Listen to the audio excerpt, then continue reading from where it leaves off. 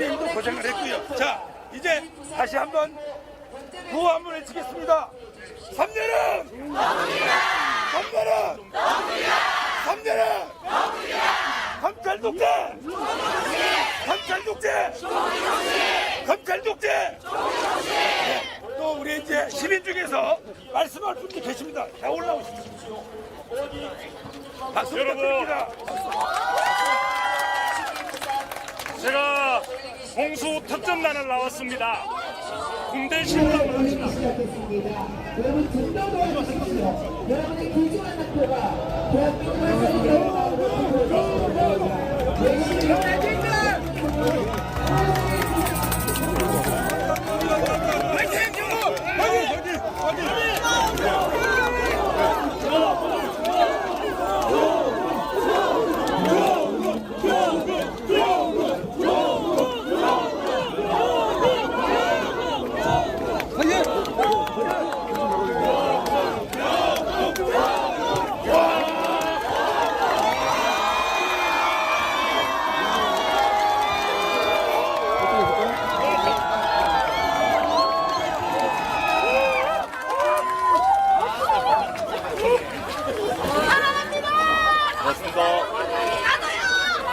자, 구호 한번 외치겠습니다. 3년은 3년은 3년은 검찰 독재! 검찰 독재! 검찰 독재! 여러분, 제가 누굽니까? 여러분이 누굽니까? 우리가 누굽니까? 감사합니다. 안녕하세요. 코치팀 윤동혁인데. 부산 시민 네. 여러분 안녕하십니까? 네, 지금 조국혁신당의 사무총장 황현선입니다. 반갑습니다. 주차장에서부터 올라가시는 건가요? 아니면 이쪽에 선거운동 주차장에? 마지막 날입니다. 네, 위에 주차장. 저희가 선거운동을 부산에서 시작했고 네. 이제 다시 마지막 날을 부산에서 네. 시작하려고 내려왔습니다. 네, 다만 저희가 네. 기자회견을 제외하고는 할 수 있는 게 없어서 네. 부산시청 앞에서 기자회견을 하고자 합니다. 잘 안 들리시면 조국혁신당 유튜브를 켜주시면 소리가 잘 들립니다. 그러면 조국혁신당 조국 대표의 인사말을 시작으로 기자회견을 시작할 텐데요. 이 자리에 참석하신 후보자들부터 소개하고 기자회견을 시작하겠습니다. 먼저 왼쪽에 김준영 후보입니다.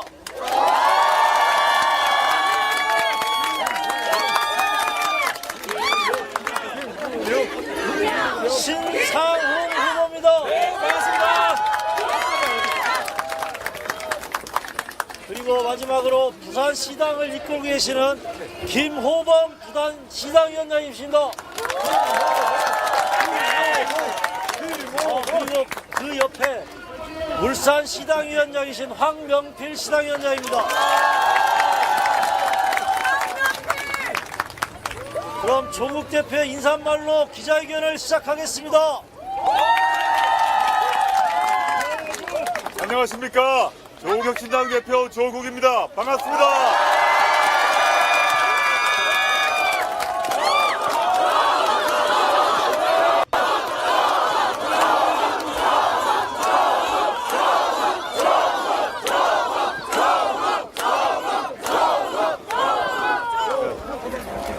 제가 2월 13일 날 부산민주공원에서 창당 선언을 했습니다. 그때를 생각하면서 오늘 선거 하루 앞둔 날 다시 부산으로 왔습니다. 너무 잘 아시겠습니다만은 제 부산의 아들이고 또 상세히 설명드리자면 구덕초등학교, 대신중학교, 해광고등학교 나왔습니다. 네, 제가 전국을 돌면서 부산만이 아니라 전국의 모든 시민들이 조국혁신당에 대해서 뜨거운 열기를 가지고 지지를 해주시고 격려해 주셔서 너무너무 감사합니다. 우리가 더 감사합니다. 이미 다들 아시겠지만 저희가 지역구 후보를 내지 못했기 때문에 대중연설을 할 수가 없습니다. 그리고 마이크나 스피커도 사용할 수가 없고 현수막 걸 수 없고 유세차를 사용 못합니다. 유일하게 할 수 있는 게 여기 와 계신 기자분들하고 문답밖에 허용되지 않기 때문에 양해를 하시고 만약에 안 들리실 가능성이 많기 때문에 그 경우는 유튜브를 보셔야 될 것 같습니다. 이렇게 해주시고, 제가 오늘 저 오니까 여기 몇 분이 각 지역별로 보면 시민 여러분들이 이런 작은 이런 플랜카드를 또 조그만 쪽지를 스스로 만들어 오시는데 딱 눈에 띄어서 하나 들고 하랍니다. 네. 자, 한번 읽어보겠습니다. 입틀막, 파틀막도 모자라 구틀막. 복면가왕 구준윤의 봉변가왕. 이게 나라냐고. 똑띠 단디 투표하고 나라 구하자. 압도적, 제 말투네. 압도적으로 위하자고. 부산 마 희딱 비비부장.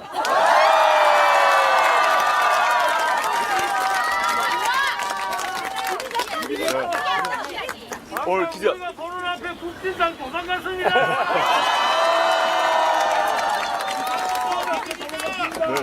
네. 이제 그 기자분들께서 소속사하고 이름하고 성함하고 밝혀주시면 제가 답변 드리겠습니다.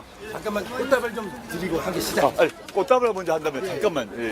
기자분들 죄송합니다. 꽃다발부터. 너무 귀하신 분이 오셔서 사진 하나 찍어야 되니까요. 예. 고맙습니다. 소원을 이루었습니다. 사진 한번 찍으시죠. 조국!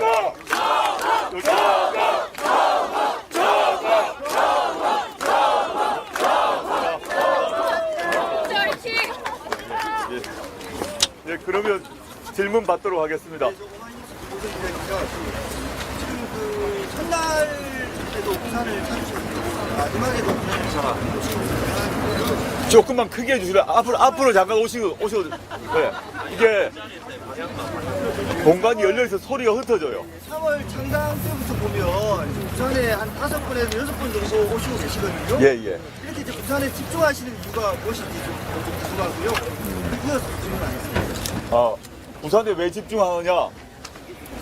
아주 뭐 1차적으로는 제가 제 고향 오는 게 뭐 문제겠습니까?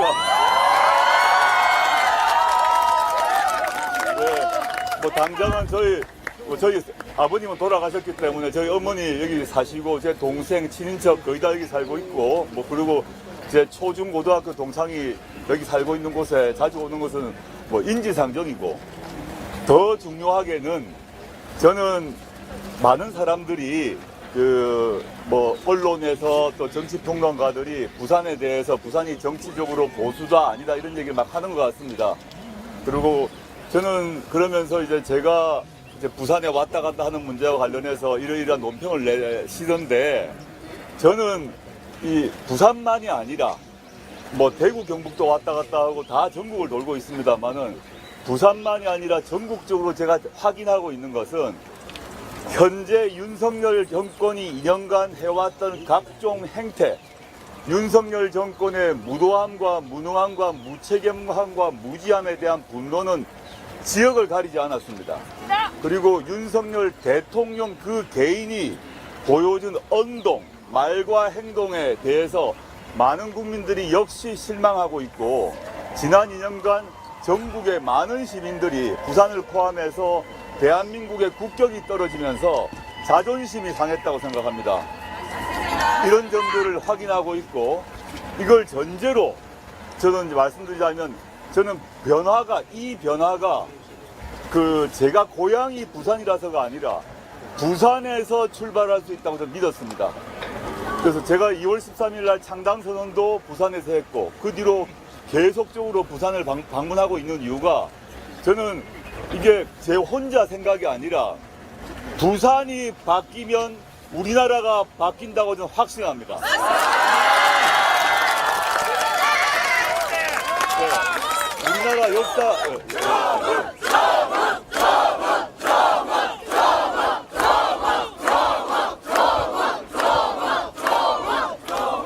부산 시민이 어떤 시민이냐 1979년에 다들 여기 뭐 나이가 저하고 비슷하신 분들은 다 아시겠습니다만은 1979년 부마 항쟁의 진원지였고 그걸 통해서 우리나라의 정치적 민주화를 이끌어낸 도시입니다. 그리고 부산에서 배출한 김영삼, 노무현 같은 걸출한 정치인들이 해온 업적을 생각해 보신다면 이 부산 시민의 선택이 단지 부산 지역의 몇몇 국회의원들이 당선이 된다 이런 문제를 넘어서 대한민국 전체의 정치 판도를 바꿀 것이라고 저는 확신했습니다. 그리고 조국혁신당의 창당과 조국혁신당에 대한 부산, 경남, 울산 지역의 지지를 느끼면서 이 변화가 이미 시작되었다라고 생각했고, 제가 부산을 여러 번 왔다 갔다 하면서 여러 번 말씀드린 게 있는데, 제 고향이어서가 아니라 부산의 변화가 바로 동남풍을 일으킬 것이고 이 동남풍이 서울로 올라갈 거다. 그럼 대한민국 전체의 정치 지도가 바뀔 것이라고 여러 번 말해왔고요. 저는 그 말이 지금 실현되고 있다고 생각합니다. 그래서 오늘 이제 처음과 끝을 저희의 정치 그 참여, 창당의 처음과 끝을 지금 부산에 시작한 셈인 거죠. 그래서 이번 마지막 날입니다. 선거운동 마지막 날인데 다시 한번 부산 시민에게 호소를 하면서 부산만이 아니라 대한민국의 변화를 여기서 만들어 보자 라는 취지에서 부산을 방문했습니다.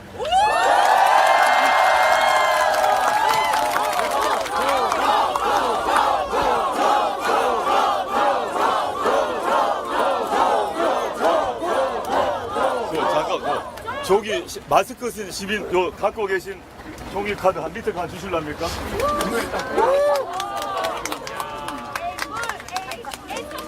여기 잠깐만. 내가 밟겠다. 이거 밟을 뻔했어요. 예. 막 그러시고. 제가 정말 전국을 돌면 시민들이 다 이런 걸 만들어 오십니다.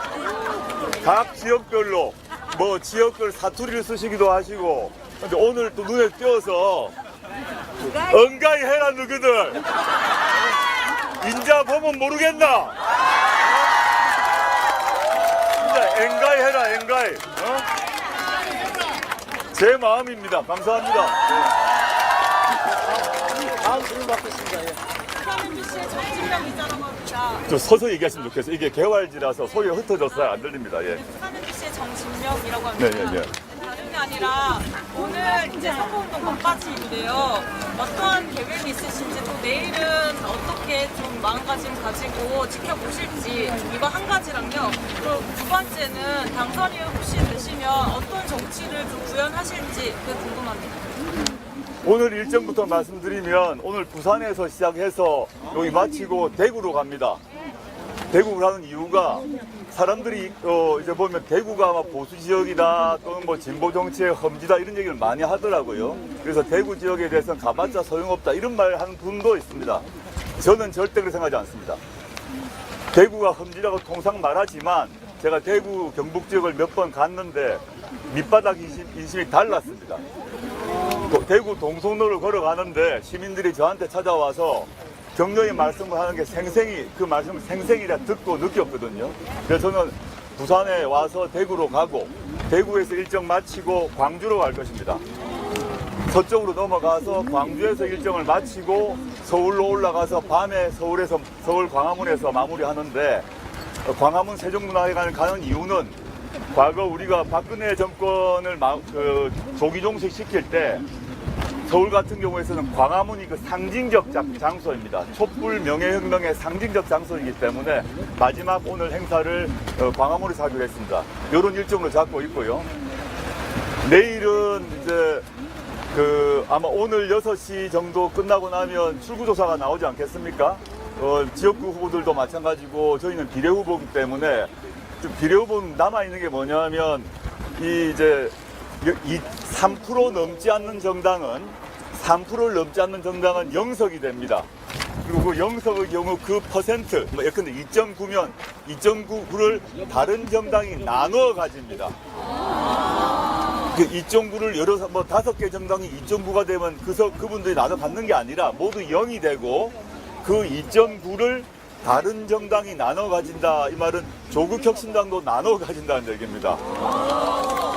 그래서 조국혁신당이 최종적으로 몇 석인지는 아마 내일이 아니라 모레 아침 오전 정도 확정되지 않을까 싶습니다. 그러니까 대략적으로 몇 석이가 나옵니다만은 그런 2.9 이하를 받는 정당이 몇 석일지 우리는 모르지 않습니까?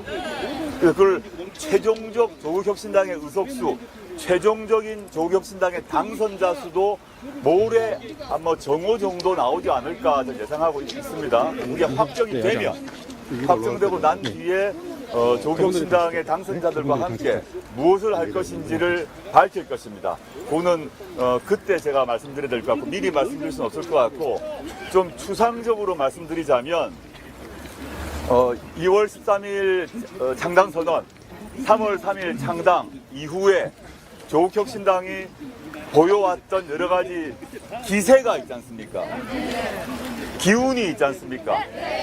여러분들이 많은 분들이 조국혁신당을 지지하는 여러 이유 중에 하나가 있을 것인데 윤석열 정권과 더 단호하게, 더 신속하게, 더 강력하게 싸우고 있다라는 그런 느낌을 받으셨기 때문에 그리고 여러분들 부산 시민들과 대한민국 국민들의 마음을 읽고 이 사람들이 제대로 싸우려고 하는구나를 느끼셨기 때문에 지지하고 있다고 생각합니다. 그 기세와 기운 절대 포기하지 않고 당선되고 난 뒤도 그 기세를 더 가열차게 유지하면서 싸워나가고 동시에 더 중요한 거는 국회의원이 되고 나서 배지 다는 게 중요하지 않다고 생각합니다. 배지를 하는 게 저희 목표라면 그게 의미가 없죠. 변화를 만들어낼 것입니다. 예. 저희 의석수가 그래 큰 의석.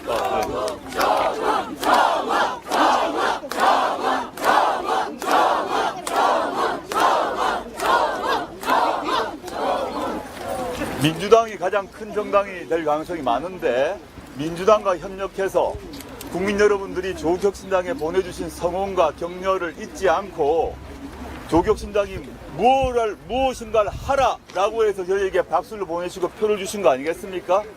조국혁신당에 또 대표인 저에게 무언가를 하라고 요청하고 계세요. 그것을 반드시 실현해서 손에 잡히는 그런 성과를 국민들께 드리도록 모든 노력을 다하겠습니다.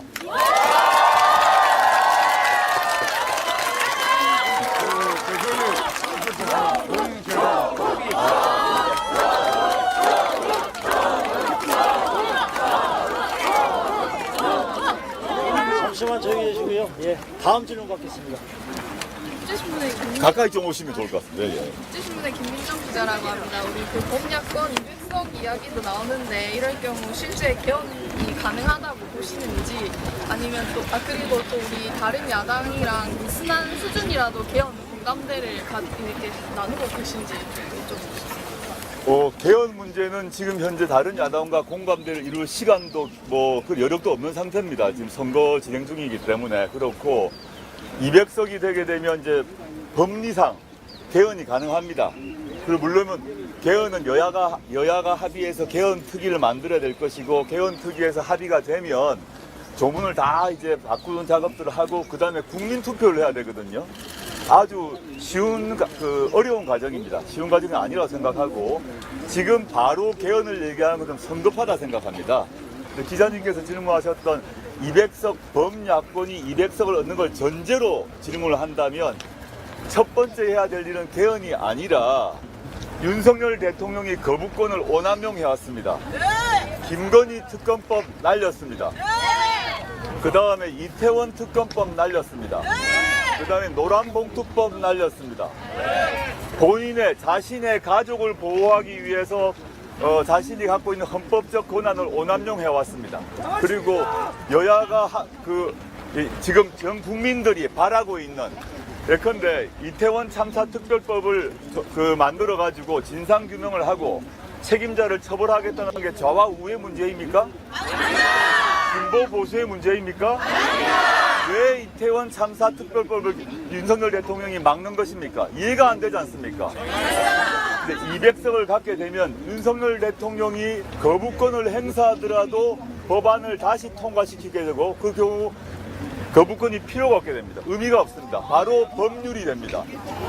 그래서 맨 먼저 해야 될 일은 윤석열 대통령의 거부권을 거부할 수 있습니다.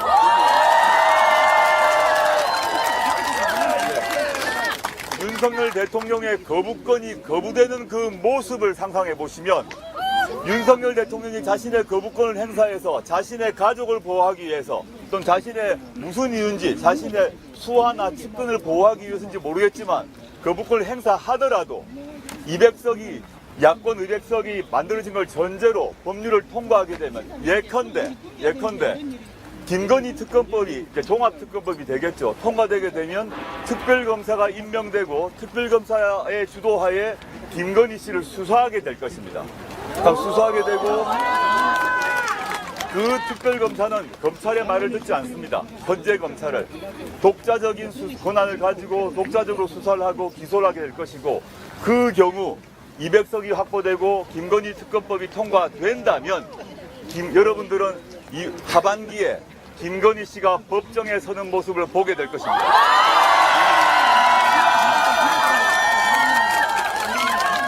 마찬가지로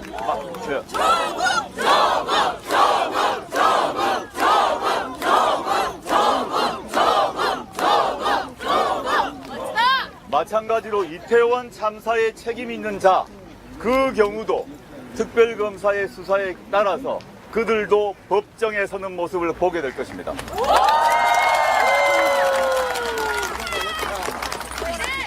네, 저 프라임 기부제 박규장 기자라고 합니다. 제가 질문이 조금 많아서 한 개씩 좀 많아서요? 예. 제가 적어야겠네 그러면. 아니 그 답은 되게 쉬우실 건데요. 예. 그 첫 번째 질문은 조국 혁신당이 지금 폭발적인 이슈에도 불구하고 원내 그 단일 원내 교섭 단체는 사실상 좀 어렵지 않다라는 질문입니다. 네. 그럴 때 예전 정의당처럼 조국 혁신당이 데스노트 정당처럼 이 부분은 우리가 동의를 하겠다, 동참하겠다, 이 부분은 우리가 하지 않겠다라고 선언적인 정당이 될 것인지의 문제 하나고요. 특히 부산 같은 경우에는 부산민주당에서 2030 월드엑스포 국정조사를 1호로 지금 삼았습니다. 그래서 엑스포. 예. 엑스포. 조사를 1호로 잡았는데요. 그때 조국 혁신당이 부참을 해줄 것인지에 대한 질문을 하자고요. 그 다음에 그 4월달, 그 4일에 국회에서 조국 대표님께서 사회연대 임금제를 이야기하셨을 때 그 대기업의 임금을 낮추면서 이제 중소기업 임금과 맞추겠다라는 이야기를 하신 거에 대해서 보수 언론이 굉장히 보도를 하고 그에 대해서 조금 많은 비틀어진 비판을 많이 하고 있습니다. 이에 대해서 한번 정정을 해주시면 될 것 같고요. 세 번째는 제가 오는 길에 시민께서 꼭 물어봐 달라고 하셔가지고 다 겪어보신 세대로서 검사 독재하고 공부 독재의 차이점이 무엇인지 아주 어려운 질문을 하셨는데 현재 원내교섭단체는 20석이 필요합니다. 20석이 저희가 되면 좋겠죠. 근데 쉽지 않을 수 있다. 현실적으로 생각하고 저희가 얼마를 얻을지는 아무도 알 수가 없습니다. 국민이 결정하시는 것이고 오늘 그 선거운동을 종료하고 난 뒤에 내일 국민들이 얼만큼 조국혁신당에 표를 줄 것인지는 그 겸허한 마음으로 기다릴 것이고요. 20석이 안 된다고 하면 저희 뜻과 같은 여러 정치 세력이 계실 것인데 합당을 하지 않더라도 과거에 그 노회찬 의원의 정의당과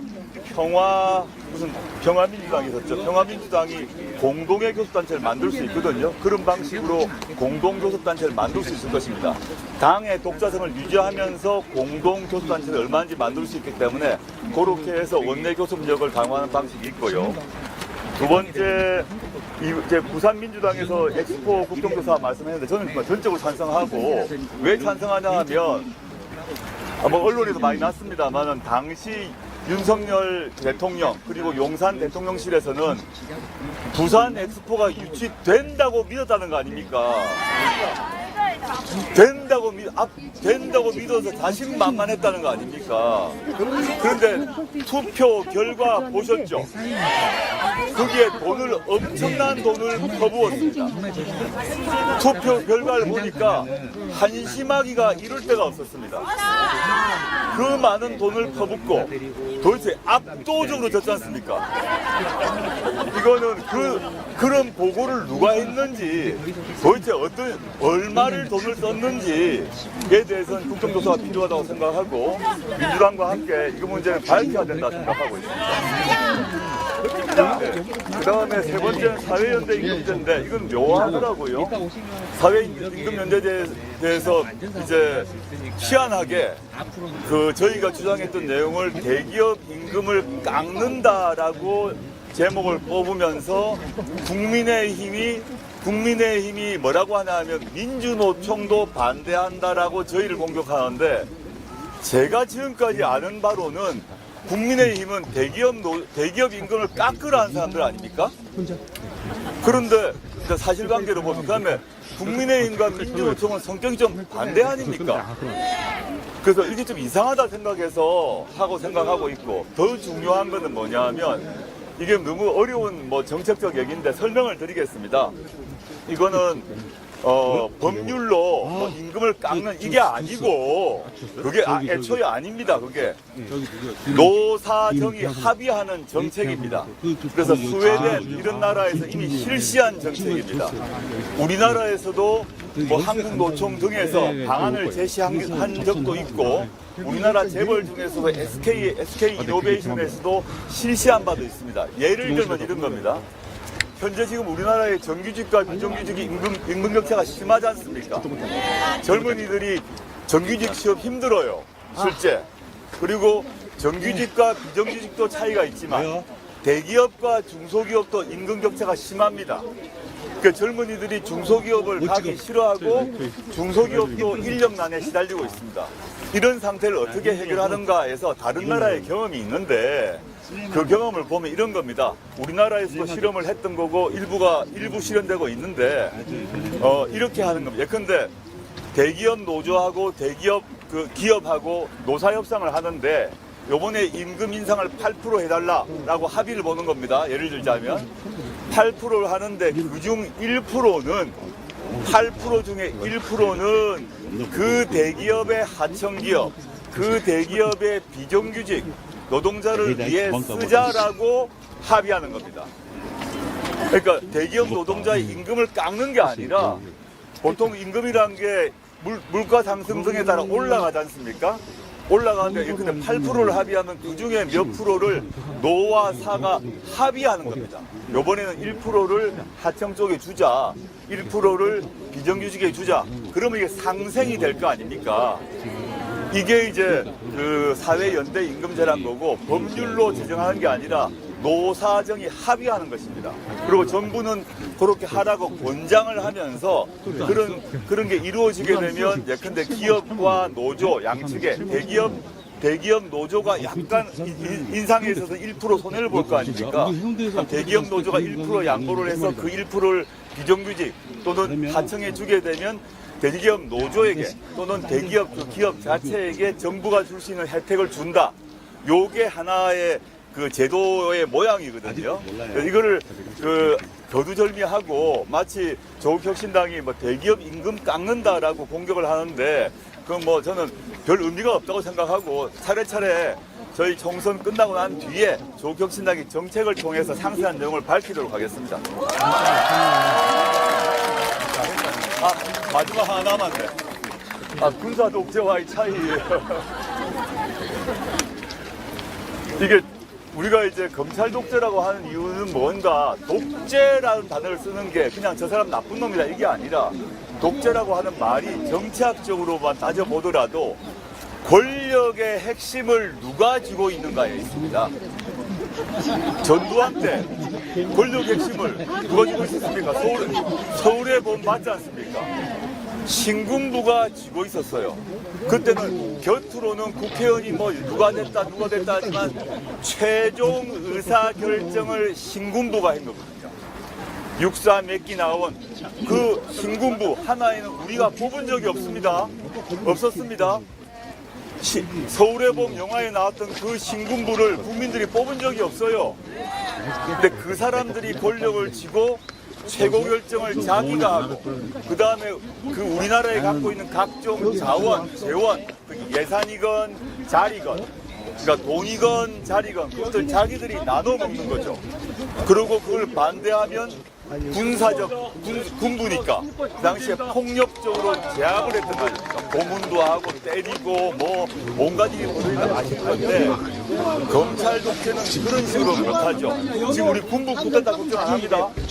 아시죠? 그 정치적 민주화가 이루어졌고 특히 김영삼 대통령이 한 방에 하나회를 없애서 지금 우리 아무도 군부 쿠데타를 걱정 안 합니다. 외국에서 태국에서 군부 쿠데타 일어나면 이상한 나라다 생각하지 우리는 그런 걱정 안 합니다. 그런데 군부 대신에 검찰이 권력을 줬다는 말은 뭐냐? 아까 어이구 조심하세요. 권력의 핵심에 누가 있는가를 봐야 되는 거죠. 제가 뭐 여러 책이나 밝혔습니다만 대통령 말고도 용산 대통령실에 정부의 여당의 핵심적 위치에는 검찰 또는 검찰 출신들이 들어가 있고, 그다음에 의사결정에 있어서도 이게 보통 집권 세력이라 그러면 집권 세력이 여러 명이 있을 건데 최종적 결정은 어딘가 딴 데서 하는 것 같다는 거죠. 그리고 이 돈과 자리를 배분하는 데 있어서도 검찰 출신이 매우 유리한 방식으로 이루어지고 있다. 이 부산에서도 당장 국회의원 후보로 검찰 출신 많이 나왔지 않습니까? 이게 이유가 뭐겠습니까? 국민의힘에 유리하다는 그 지역에 쏙쏙 꼽아주고 있거든요.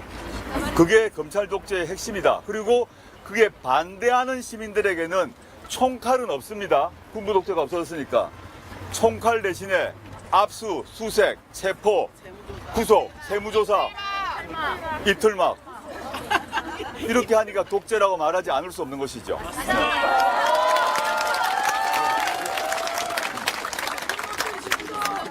저 안 들려서 소리 때문에 조금 서셔야 돼요. 질문 하나만 더 드리면 우리 산업은행 이전에 대한 부산 시민들의 열망이 높은데 이걸 이뤄낼 수 있는 구체적인 방안이나 방안을 생각하고 계신 게 있는지, 추가로 공공기관 이전 지역 이전에 대해서 어떻게 생각하시는지. 일단 공공기관 이전 문제는 뭐 산업은행을 떠나서 현재 노무현 정부 이후로 균형 발전 정책을 더 강화해야 되고, 뭐 공공기관만이 아니라 조국혁신당 같은 경우는 이제 기업이나 공사 말고 제가 이런 얘기를 많이 해왔고 저희 당에서 발표를 해왔습니다만 하나 추가를 하자면 뭐 세종을 더 키운다는 거 말고, 예컨대 헌법재판소는 시민들이 왔다 갔다 하는 장소가 아닙니다. 아무 필요가 없어요. 헌법재판소가 서울의 안국동에 있을 필요가 없고 헌법재판소가 전주에 안 갈 이유가 없습니다. 예컨대 대검찰청이 있으면 대검찰청에 시민들이 다니는 장소가 아닙니다. 서류만 왔다 갔다 하지. 대검찰청이 예컨대 부산이나 대구에 있지 않을 이유가 없습니다. 이런 식으로 또 감사원도 마찬가지고 대법원도 마찬가지입니다. 이런 식으로 지역 균형 발전을 하려면 주요 기관들이 지방으로 가야 된다고 생각을 합니다. 그걸 전제로 말씀드리고, 그 다음에 지금 기자님 질문 산업은행 문제인데 그 문제는 제가 상세히 잘 모르겠습니다. 부산 지역에서 요구사항이 있는 걸 알고 있고, 그 다음에 또 산업은행의 또 입장은 좀 다른 것 같다고 제가 들었는데, 제가 그거는 개원 이후에 양측의 입장을 수렴해서 어떤 상황이 들어보도록 하겠습니다.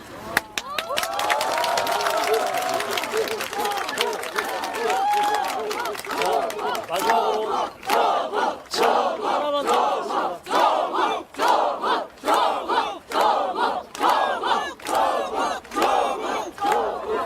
그 조기 뒤에 아주 재밌는 거 만들어 오셨는데 파전은 디비지입니다. 보내주시려면. 앞으로 주세요. 앞으로 주세요. 앞으로.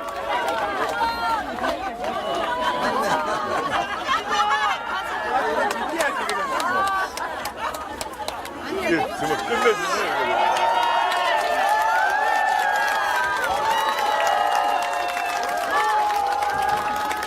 자, 저희가 대구로 이동해야 돼서요. 마지막 질문 하나 받겠습니다. 예. 어제 양산의 김영석 의원이 해야 되라는 말을 어떤 부에서든 했고, 이게 이제 나중에 사과하는 과정을 표명하는 과정을 이어졌는데요. 지난 정부의 관련된 인사로서 하시고 싶은 얘기가 있을 것 같습니다. 저는 국민의힘 의원들이 점점 막말을 하는 것 같습니다. 윤현이라는 사람이 문재인을 죽여야 된다, 죽여, 이런 말을 공개석상에서 한 거 아닙니까? 엔가이 주변아! 진짜 정말 막말이 막 나오고 있고, 한동훈 비대위원장도 막 막말을 하더라고요. 저에 대해서 막말도 하고 있던데 많이 급하다, 그리고 많이 쫄린 상태다, 다급하다, 이런 상태 되니까 사람이 마음이 불안해지고 쫄리고 이러면 그때부터 이제 막 튀어나오지 않습니까? 그런 상태로 보입니다. 좀 안쓰럽다 생각을 하고요. 그런 막말을 하는 사람들은 그 양산 유권자들이 심판을 해야 된다 생각합니다. 그는 정치인 이전에 우리나라 지금 대한민국의 시민들의 수준이, 교양 수준이 얼마나 높은데, 정치인 이전에 보통의 시민들도, 일상을 살아가는 보통의 시민들도 그런 막말을 하지 않습니다. 수준 이하라고 생각합니다. 그러기 위해서 파전을 빌듯이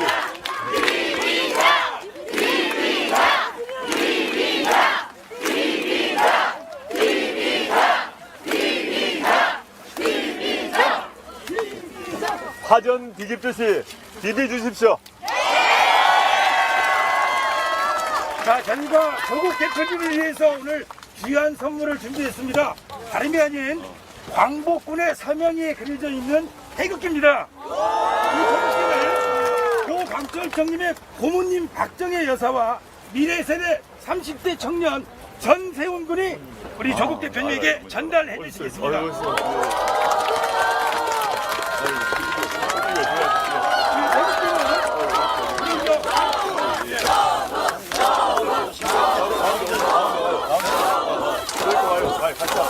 이 태극기는 다시 한번 말씀드리면 한국 광복군의 사명이 되는 의미가 높은 태극기입니다. 예, 감사합니다. 고맙습니다.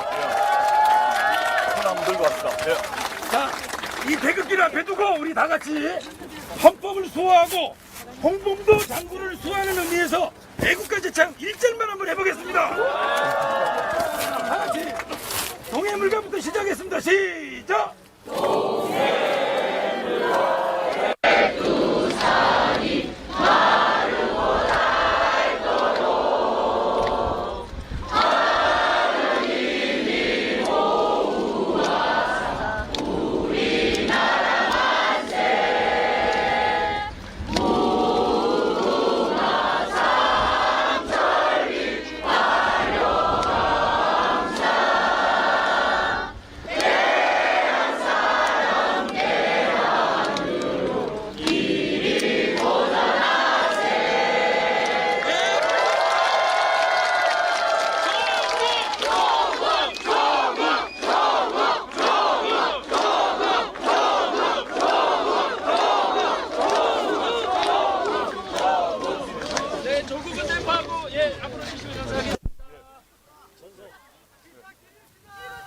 제가 지금 오늘은 그 아침부터 하루 종일 움직여 전국을 뛰어야 됩니다. 그래서 통상은 사진을 찍고 합니다만 제가 바로 이동을 해야 돼서 양해해 주시고 좀 양해해 주시고 총선 끝나고 난 뒤에 여유 있는 일정을 가지고 부산에 당연히 다시 내려오겠습니다. 네.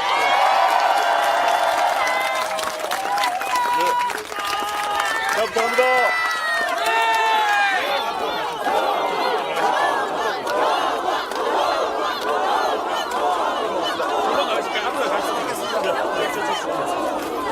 거기서 봅시다.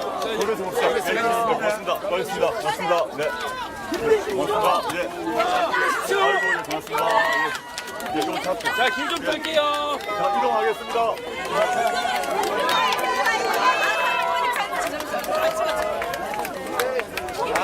저희 집니다. 3년은!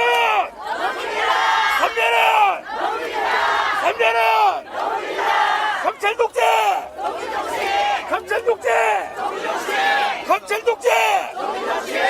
내가 누굽니까? 여러분이 누굽니까? 우리가 누굽니까?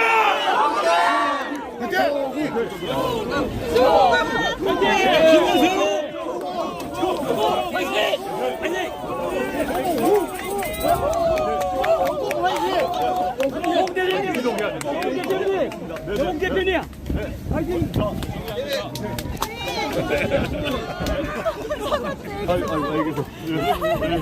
애기 조심하십시오. 조국!